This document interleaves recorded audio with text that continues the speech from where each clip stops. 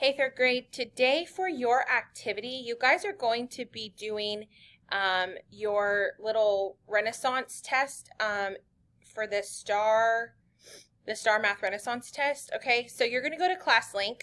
All right, here's your ClassLink. You're going to click Renaissance right here. When you click it, it's going to open a new tab or take you to the site. And then you're going to click Star Math. Okay, so let me go back. You're in your ClassLink, you find Renaissance. This is what the app looks like. Okay, it's going to take you to a new tab or open the link for you. You're going to click on Star Math.